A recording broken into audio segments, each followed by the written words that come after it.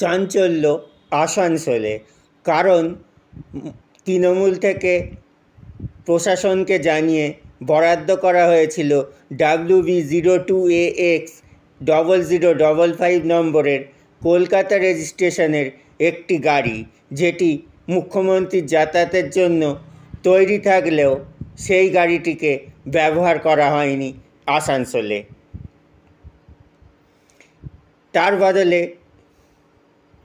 আসানসোলে প্রতিদিন 1000 টাকার চুক্তিতে একটি গাড়ি ভাড়া নেওয়া হয়েছে। মুখ্যমন্ত্রী দুর্গাপুরের বেসরকারি হোটেলে রাহুল নায়েকের এই গাড়িটি ভাড়া নেওয়া হয়েছে বলে সূত্রের খবর।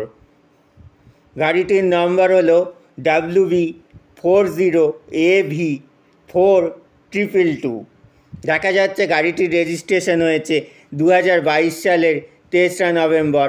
26 লক্ষ টাকা দামের এই গাড়িটি কেনা হয়েছে রাহুল নায়েকের নামে। সবথেকে চাঞ্চল্যের বিষয়, ঘাসফুল এবং পদ্ম ফুল কি সেটিং করেছে?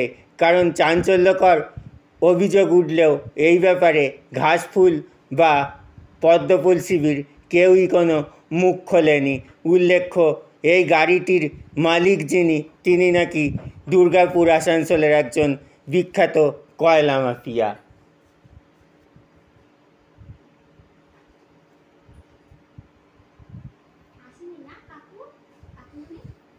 দুর্গাপুরের অস্থায়ী হেলিপ্যাড থেকে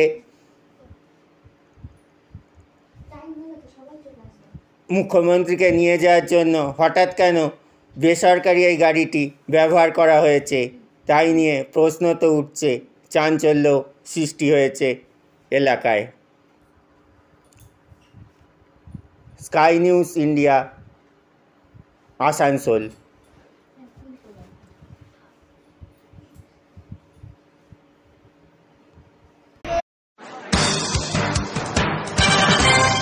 We interrupt what you're watching right now to bring you this exciting story.